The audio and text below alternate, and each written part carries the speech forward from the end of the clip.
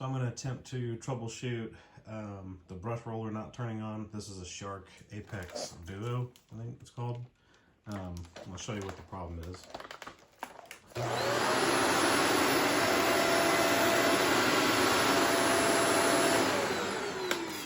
So notice that the LED lights are not coming on the front of the brush roller. It's not turning on, but they are coming on the wand. So the problem comes from, you may have seen other videos on this. There's an electrical connection that passes through the pins in these three holes right here. There's spring-loaded pins. So we're going to try and fix the spring-loaded pins that are here. And they make a power connection inside, let's see, those three metal pegs you see there. So I've gone and I've unplugged the vacuum, that's important. But to show you what I'm trying to do, here's like a barbecue skewer that'll fit in like these three holes here. And if you go ahead and you put it in there, you can feel that there's some, you can probably even hear that, there's some spring tension there.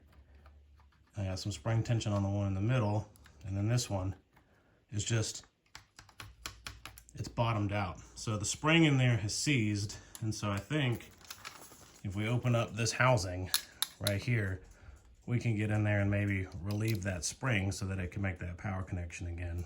So we're going to try and taking these two bolts out right here. These are Torx Security T10s. So you need a Torx Security T10 bit. You can take those out there, and then there's two more right here on the top. So we'll take those apart and see if we can get to that spring and make that spring move freely again, and hopefully that'll make the power connection work again. All right, wow, so check this out, guys. So I removed the two T10 Torx security bolts right there. And when you take this cover off, we can see the problem right away. So you can much easier illustrate the spring tension if I stick that in that hole again, right? So these are the wires that we're actually trying to connect to. So when you go and you install the wand, it's pushing against those metal pins. That way when you're vacuuming and you're pushing the vacuum forward, it's like this. And then when you're pulling on the wand and you're going backwards with your back and forth motion, you know, these pins are doing this constantly on the inside. You don't really feel it in your hand, but that's what's happening, but that's how it maintains power to the brush head. So you can see that this one here is completely stuck, and so what I got to do is get this one here pushed back up into this hole, and we get that spring action going, you know, similar to these again, right? And once that's happening, we should be back in business. So if your vacuum is cutting out, let's say maybe just when you're pulling it towards you, or it's just intermittently the brush roller's turning off, this is what's happening on the inside.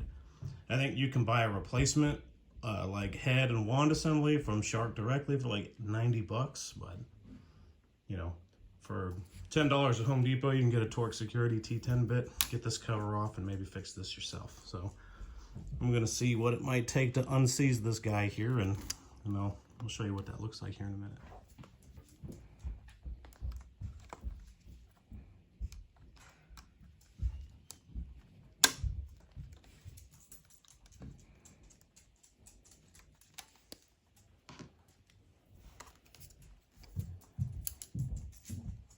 Is that all I had to do?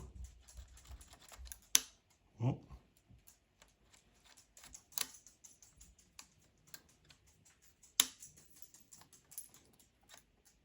Sticking a little bit still.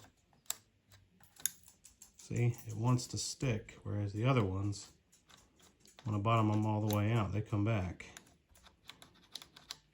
That's what happened to this one, and it only gets worse. See, now it won't retract. All right. We'll see, kinda. I think what we need to do is get a little bit of, probably put a little bit of lubricant on there, some WD-40 or something, put that here, and see if we can't clean that up a little bit, maybe with a wire brush or something. But you know, once that's cleaned up, that should get us fixed right up. But anyway, that's what it looks like on the inside. Seal it back up and you should be good to go.